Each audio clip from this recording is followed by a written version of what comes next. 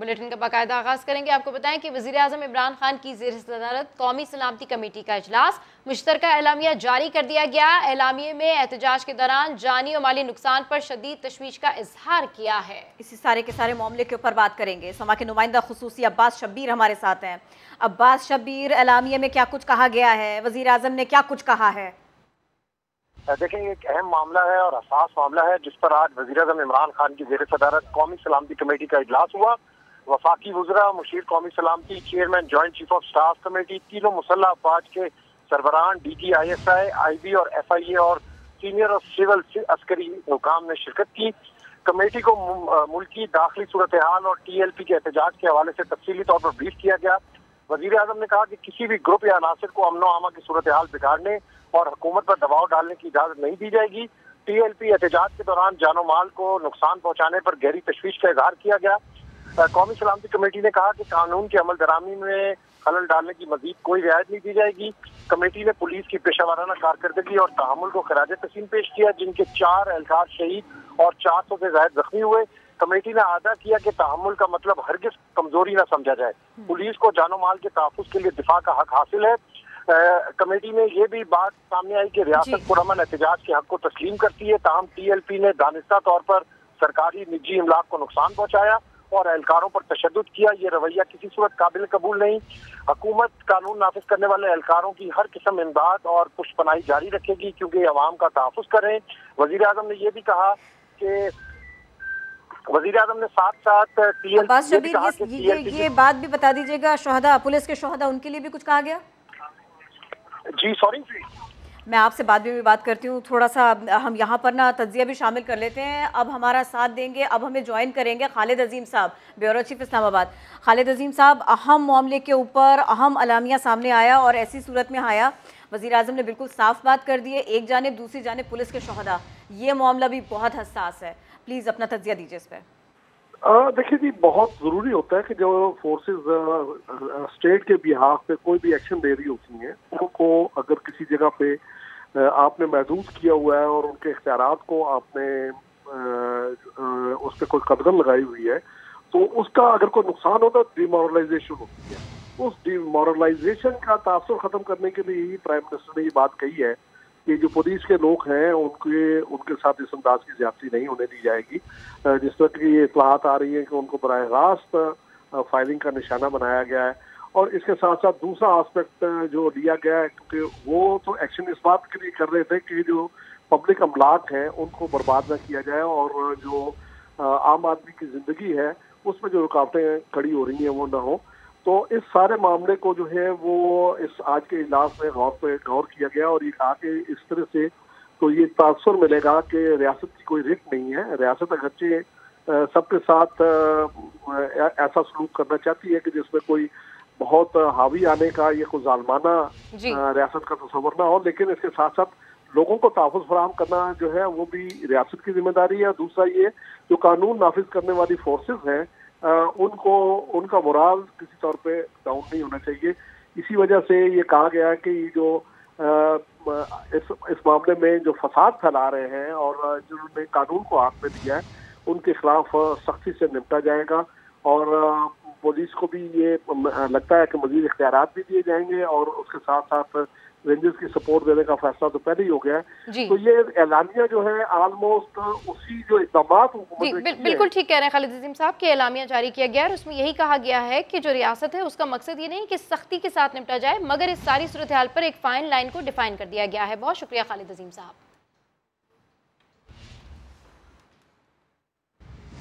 हुकूमत की रिट हर सूरत कायम रखने का फैसला, कौमी सलामती कमेटी के इजलास में शुरका का इत्तफाक। वज़ीर दाखिला शेख रशीद ने मीडिया को ब्रीफिंग में बताया कि साद रिजवी से भी बातचीत जारी है, लेकिन अब तक किसी नतीजे पर नहीं पहुंच सके। उनका टॉप एजेंडा फ्रांस ही है।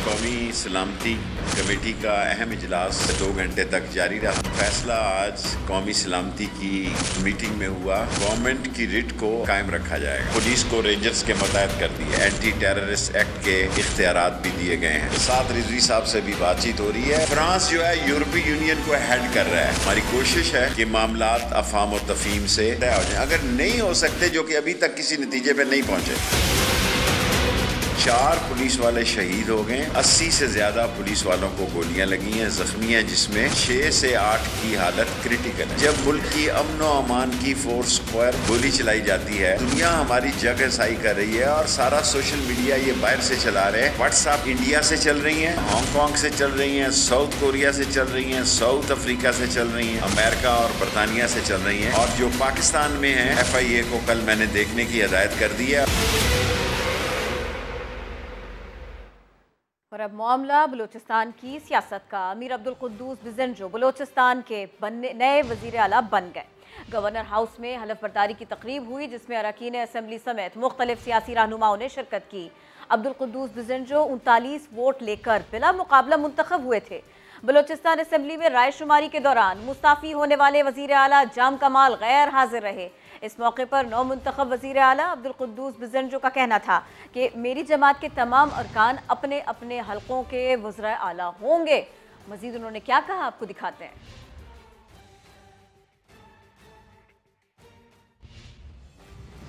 कराची के पौष इलाके, डिफेंस और क्लिफ्टन समेत जनूबी हिस्से में पानी की बंदिश। वाटर बोर्ड मुतबादिल जराए से भी पानी देने में नाकाम रहा है। क्या वजह है, जानते हैं समा के नुमाइंदे मोहम्मद अली हफीज से। जी अली हफीज, अपडेट कीजिए, क्या कहना है वाटर बोर्ड का? जी बिल्कुल, अदालती हुक्म के बाद कराची वाटर सर्विस बोर्ड ने जो है शेरपाव कॉलोनी में वाटर हाइड्रेंट बंद करवा दिया है, जिसके बाद डिफेंस, क्लिफ्टन, डिस्ट्रिक्ट साउथ के इलाके, रनशुलाइन, सदर, यहाँ पर जो है पंजाब कॉलोनी का इलाका भी शामिल है। यहाँ पर टैंकर सर्विस जो है वो मअतल होकर रह गई है। जो हमारी बात हुई है वाटर बोर्ड हुकाम से, उनका कहना है कि मुतबादिल ऑप्शंस पर जो है वो गौर किया जा रहा है, किस तरह यहाँ पर पानी की फराहमी की जाए। सबसे अहम बात ये कि डिफेंस, क्लिफ्टन और जो पंजाब कॉलोनी का इलाका है, यहाँ पर जो है लाइनों में पानी नहीं आता है, यहाँ पर टैंकर सर्विस के जरिए जो है पानी फराहम किया जाता है। और यहाँ शेरपाव कॉलोनी से जो है ये टैंकर जो है डिफेंस क्लिफ्टन जाते थे, लेकिन अब अदालत के हुक्म के बाद जो है शेरपाव हाइड्रेंट बंद हो गया है।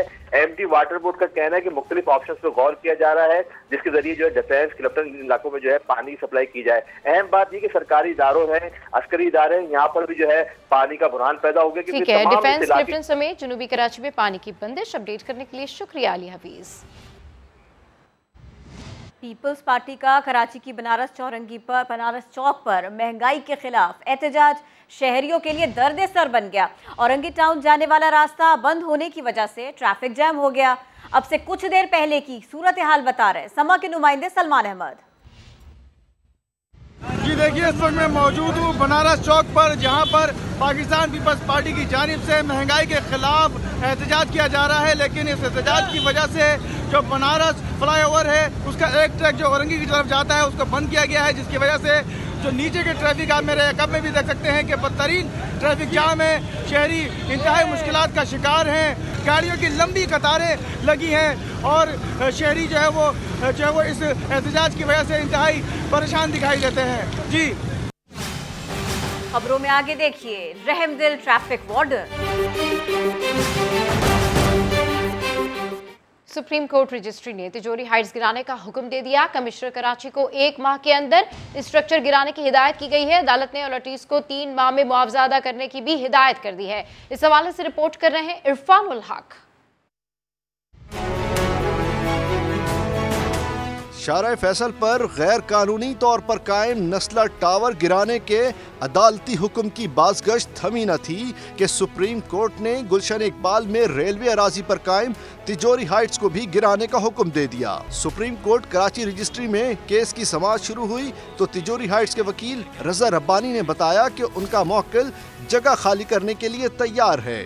लॉटीज के साथ मामला तय करने और स्ट्रक्चर मुनहज़िम करने के लिए मोहलत दी जाए, जिस पर सुप्रीम कोर्ट ने ज़ेर तामीर इमारत गिराने के अहकामात जारी कर दिए। अदालत ने वाज़ेह किया है कि मुतासरीन को उनकी रकम वापस की जाएगी। बिल्डर को 3 माह की मोहलत दी गई है कि वह तमाम लॉटीज को उनकी रकम वापस करें। सुप्रीम कोर्ट ने तिजोरी हाइट्स गिराने का हुक्म देते हुए बिल्डर को रिकॉर्ड और दीगर सामान निकालने की इजाज़त देने की हिदायत की और कमिश्नर कराची को हुक्म दिया है कि वो अपनी निगरानी में 1 माह के अंदर स्ट्रक्चर गिराने का अमल मुकम्मल करें। 182 फ्लैट्स पर मुश्तमिल तिजोरी हाइट्स का ये मंसूबा गुलशन इकबाल में ज़ेर तामीर था, जिसको अदालत ने गिराने का हुक्म दे दिया है। कैमरामैन राशिद इशरत के साथ इरफान उल हक, समा, कराची। लाहौर में बुजुर्ग शहरी को गोद में उठाकर सड़क उबूर करने वाले ट्रैफिक वार्डन की वीडियो वायरल हुई। ट्रैफिक वार्डन कौन है, समा ने ढूंढ निकाला। हमारे नुमाइंदे जहांगीर खान ने कुछ देर पहले मुबीन अहमद के साथ खुसूसी गुफ्तगू की, हम आपको दिखाते हैं। जी, लाहौर की कुशादा सड़कों पर ट्रैफिक का बहाव इस कदर तेज होता है कि एक जवान आदमी के लिए भी सड़क को अबूर करना मुश्किल है और बुजुर्गों के लिए तो नामुमकिन ही समझिए। लेकिन एक वीडियो वायरल हुई है जिसमें एक ट्रैफिक वार्डन को एक बुजुर्ग शहरी को उठाकर सड़क अबूर करके आते देखा जा सकता है और बुजुर्ग शहरी सड़क अबूर करने के बाद वार्डन के चेहरे पर शफकत से हाथ फेरते हैं और उन्हें दुआएं देते हैं। ट्रैफिक वार्डन मुबीन, जिन्होंने ये जो है मिसाल कायम की है, हमारे साथ मौजूद हैं। वार्डन मुबीन से हम बात करते हैं। मुबीन साहब, ये बताइएगा कि आपके दिल में क्या आया उस वक्त? एक बुजुर्ग वहाँ पे ना घबरा रहे हैं, कैसे कहते हैं मैं नर्वस काफ़ी हो गया हूँ, तो मैं आपके साथ ना रोड क्रॉस नहीं कर सकता। तो मैंने कहा चले मैं ना आपको उठा के ना तो करवाता हूँ। आहिस्ता आहिस्ता रोड क्रॉस करके तो उन बुजुर्गों को जब वहाँ पे उतारा है तो उतर देना, उन्होंने शफकत का हाथ मेरे सर से ऐसे करके मेरे माशाल्लाह दारी शरीफ तक पूरा करके और मुझे बड़ी दुआएं दी हैं सर। तो मेरी अपनी आवाम से यही रिक्वेस्ट है कि किसी भी पब्लिक के बंदे को, बच्चे को, किसी को भी हेल्प की ज़रूरत हो और बहुत अजर सवाब है दीन इस्लाम में इस बात का, तो मेहरबानी करके उसकी मदद ज़रूर किया करें, इग्नोर करके चले ना जाया करें। सिटी लाहौर की जानिब से मुबीन साहब के लिए जो है वो तारीफी सर्टिफिकेट और इनाम का ऐलान भी किया गया है। जी, अपडेट करने के लिए शुक्रिया। डेंगू मच्छर के हमले खतरनाक हो गए। पंजाब में मजीद 4 अफराद इंतकाल कर गए। लाहौर में मजीद 401 केसेस रिपोर्ट हुए। खैबर पख्तूनख्वा में डेंगू का एक और मरीज इंतकाल कर गया, जबकि 469 नए केसेस सामने आए हैं। सिंध में भी 64 नए मरीज रिपोर्ट हुए। पंजाब, खैबर पख्तूनख्वा और सिंध में डेंगू का मर्ज बढ़ने लगा। लाहौर के 3 मरीज और गुजरांवाला का 1 मरीज डेंगू से इंतकाल कर गया। पंजाब भर से मजीद 528 नए केसेस रिपोर्ट हुए हैं। 2336 मरीज अस्पतालों में दाखिल हैं। सिर्फ लाहौर में मजीद 401 केसेस सामने आए हैं और डेंगू के 1461 मरीज शहर भर के अस्पतालों में जेरे इलाज हैं। इस्लामाबाद में 58 और रावलपिंडी में डेंगू के मजीद 62 केसेस रिकॉर्ड हुए हैं। खैबर पख्तूनख्वा में डेंगू का एक और मरीज इंतकाल कर गया। 469 नए केसेस रिपोर्ट हुए। 233 अपराध अस्पतालों में जेरे इलाज हैं और सिंध में डेंगू के मजीद 64 मरीज सामने आ गए, जिनमें से 44 का ताल्लुक कराची से है। वैक्सीन हर दहलीज पर, लाहौर में मुहिम का इफ्तिताह कर दिया गया। वजीर सेहत यास्मीन राशिद कहती हैं 15 नवंबर तक पंजाब के 2 करोड़ अफराद को वैक्सीन लगाने का मिशन है। स्कूल के बच्चों की वैक्सीनेशन भी तेजी से होगी। दानियाल उमर रिपोर्ट कर रहे हैं। गली मोहल्लों की सतह तक कोरोना से बचाव की वैक्सीनेशन पहुंचाने का मिशन।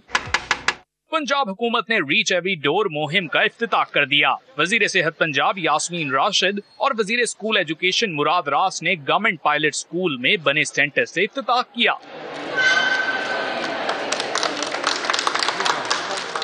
वजीर सेहत ने बताया कि बड़े सेंटर्स पर रश कम होने की वजह से निचली सतह तक मुहिम ले जाने का फैसला किया। बहुत सारे लोग अपनी मजबूरी के तहत सेंटर्स पे नहीं पहुंच पा रहे, तो हमने अब ये किया है कि खुद दरवाजा फिर के इंश्योर करें कि सारे लोगों को वैक्सीनेशन मिले। 25 लाख प्लस लोगों को ऑलरेडी वैक्सीन मिल चुकी है। मुराद रास ने कहा कि 12 से 18 साल की उम्र के 50 लाख बच्चों को वैक्सीन लगाने का मिशन है।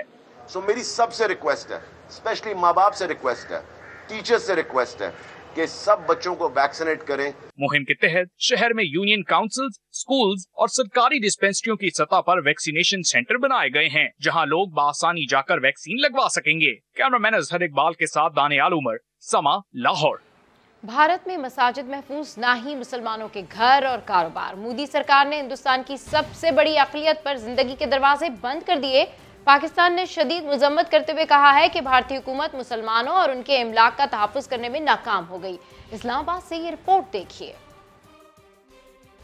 हिंदुत्व के जेर असर बीजेपी और आरएसएस के गुंडों की इस्लाम दुश्मनी खुलकर सामने आ गई। भारत में मुसलमानों का कत्लेआम, मसाजिद पर हमले, मुसलमानों के घरों और दुकानों की भी तोड़फोड़। आसाम में दहाइयों से आबाद मुसलमानों को घरों से जबरदस्ती बेदखल कर दिया गया। तर्जुमान दफ्तर खारजा आसिम इफ्तिखार की भारत में मुसलमानों के खिलाफ तशद्दुद के हालिया वाक़यात की शदीद मजम्मत। कहा मुनज़्ज़म अंदाज में मुसलमानों के हकूक़ की खिलाफ वर्जियाँ की जा रही हैं। भारतीय हुकूमत मुसलमानों और उनकी अमलाक के तहफ़्फ़ुज़ में नाकाम हो गई। तर्जुमान दफ्तर खारजा ने भारत में बढ़ते हुए इस्लामोफोबिया, अक़लियतों पर हमले रोकने और उनकी इबादत गाहों का तहफ़्फ़ुज़ यकीनी बनाने में आलमी बरादरी से किरदार अदा करने का मुतालबा कर दिया। अभी एक ब्रेक लेते हैं जिसके बाद आप देख सकेंगे प्रोग्राम जोर का जोड़। देखते रहिए समा।